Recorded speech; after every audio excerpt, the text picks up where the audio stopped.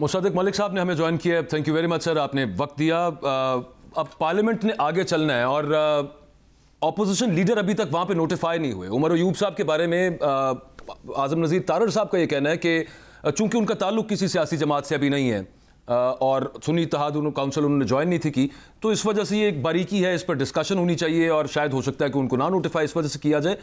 ये उनका ज़ाती ओपिनियन है या ये पार्टी का ओपिनियन है, हुकूमत का ओपिनियन है? मुशद्दिक मलिक साहब, ऑपोजिशन लीडर के लिए तो पहले ये इस्टेब्लिश करना होता है कि ऑपोजिशन के बेंचेस में जो लोग बैठे हैं वो मेजॉरिटी उस पार्टी के हैं जिसका ऑपोजिशन लीडर आ रहा हो।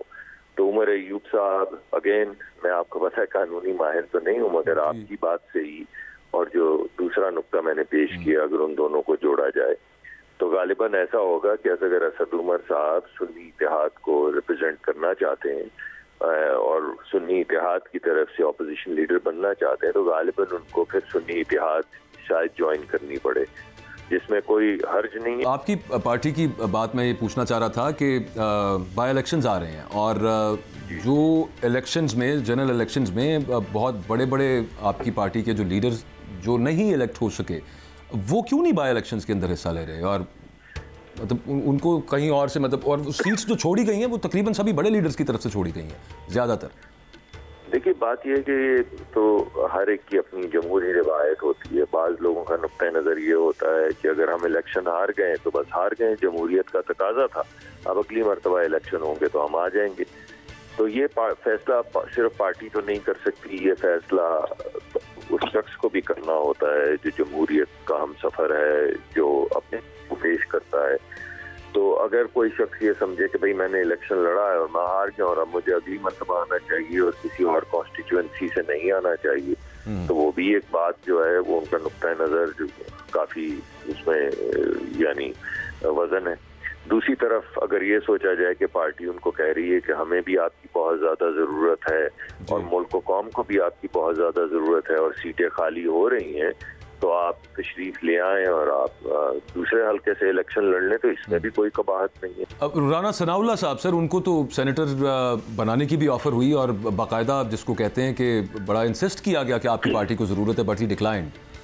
इस बारे में इसी तरह मैंने तो फिर तो आप जो मैंने अभी बात की आप उसी को दोबारा से इंडोर्स कर रहे हैं और मुझे मालूम है कि पार्टी की ख्वाहिश थी कि ख्वाजा साहब भी शिरकत करें किसी न किसी तरीके से, मगर बहरहाल मैं वजह पूछना चाह रहा हूँ मलिक साहब आपसे, क्यों? जी, मैंने आपको बताया ना कि बहुत से लोग ऐसे होते हैं, लोग मुख्तलिफ होते हैं। जी जी, अच्छा, वो मैं आपसे पूछना चाह रहा था कि डोनाल्ड लू ने उसी हेयरिंग के अंदर ही वो जो घंटा सवा घंटा जारी रही उसमें ईरान के हवाले से जो क्वेश्चन हुआ उस पर बड़ा सख्त रिस्पांस था and that was a threat also. अगर आपने सुना हो तो वो कुछ इस तरह के अल्फाज थे कि if Pakistan will try to get into bed with Iran तो that will have some serious consequences, मतलब दैट वाज थ्रेटनिंग।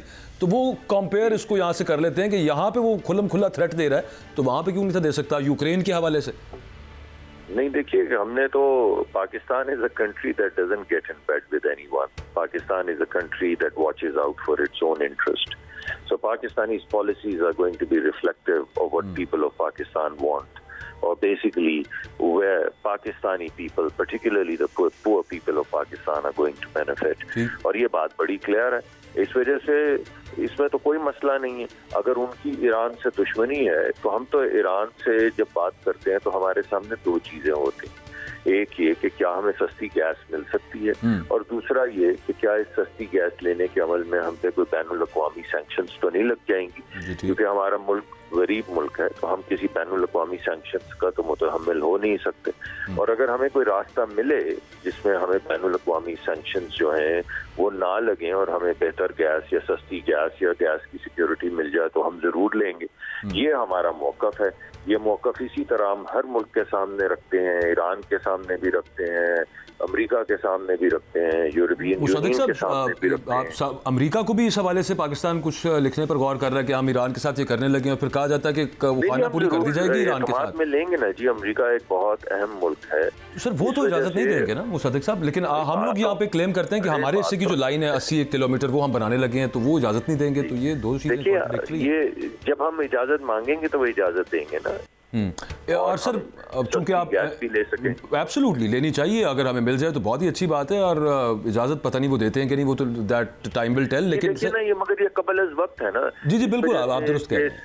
सुन जी, क्योंकि कुछ कांग्रेसमैन ये कह रहे हैं, तो कांग्रेस तो बहुत बड़ी है, सेनेट भी बहुत बड़ी है, इसमें कोई शक नहीं कि उन्होंने कहा एक पोजीशन। डोनाल्ड लू कह रहा था सर, वो ही वाज रिप्रेजेंटिंग स्टेट डिपार्टमेंट।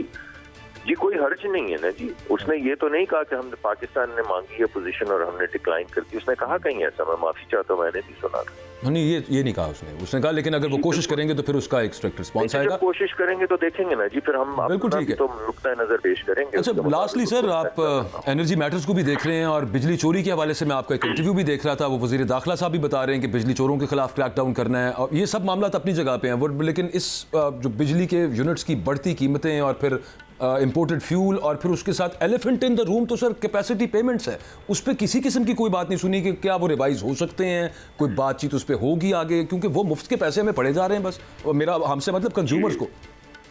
ये आपका बड़े अहम 2-3 सवाल हैं, मैं कोशिश करता हूँ अगर मुझे सही समझ आई है तो मैं उनका जवाब दूँ। प्लीज। आपका पहला सवाल चोरी के हवाले से, देखिए, और बिजली की कीमत के हवाले से ये आपका दूसरा सवाल था, ये दोनों इंटर रिलेटेड है। होता है ऐसा है कि अगर आपके यहाँ बिजली चोरी हो तो आपके ख्याल में क्या होता है, जब बिजली चोरी होती तो क्या होता है? जिसने चोरी की होती है उसके हिस्से का बिल बाकी लोग देते हैं। बिल्कुल ठीक। उसके हिस्से का बिल बाकी लोग कैसे देते हैं? बिजली की कीमत बढ़ने के जरिए देते हैं। यानी हर साल बिजली की कीमत का तायुन किया जाता है। इनफैक्ट जो नेपरा है वो तो साल में 2 मरतबा करता है या इससे भी ज्यादा। तो जब बिजली की कीमत का तायुन किया जा रहा था, उसमें ये भी देखना होता है इतने की खरीदी, इतने की बेची, इतना बड़ा गैप हो गया, भाई इस गैप को पूरा करना है। गैप को पूरा करने का मतलब क्या है कि अगर एक शख्स चोरी करता है तो पूरा मोहल्ला उसके पैसे देता है। तो ये बिजली की कीमत किसी हद तक रिलेटेड है चोरी से। नहीं, वो तो टोटल एग्रीमेंट है सर, उसके ऊपर तो कंसेंसस है मेरा भी। मैं तो सिर्फ ये कह रहा हूँ कि जो कैपेसिटी पेमेंट है उसका क्या करें, उस पर कोई बात ही नहीं कर रही। अगला सवाल है वो, अगला सवाल है ना भाई।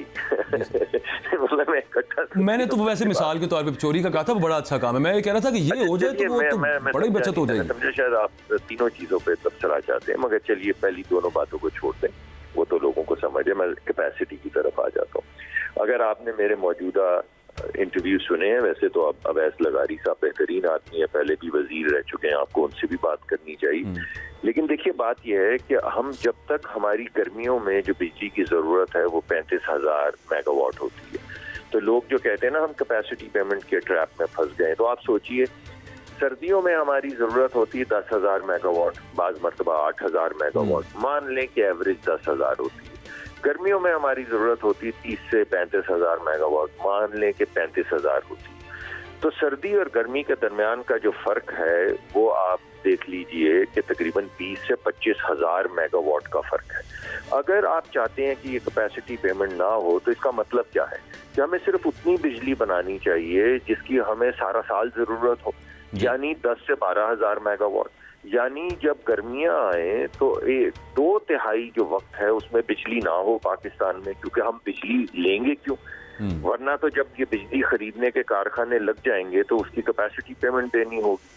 तो एक तो ये बात समझनी होगी कि अगर आप समझते हैं कि मुल्क में कैपेसिटी पेमेंट ना हो तो सर्दियों के बराबर जो बिजली चाहिए सिर्फ वो पैदा करें, क्योंकि वो तो सारा साल उससे ज्यादा आप इस्तेमाल नहीं करेंगे। एक बात हो गई, इसको आप एक तरफ पेंट एक बड़े सारे मुल्कों में चलता है ना मुसद्दिक साहब, हम रिविजिट कर सकते हैं इनको। मैं सिर्फ ये नहीं, ऐसा नहीं होता, ऐसा नहीं होता। वो मुख्तलिफ प्लांट्स होते हैं और वो डीरेगुलेटेड इकोनॉमीज होती हैं। जब आपके मुल्क के अंदर सिर्फ एक ही बिजली खरीदने वाला हो, यानी सिर्फ हुकूमत हो, इस वक्त हुकूमत के बगैर तो कोई बिजली नहीं बना सकता ना भाई।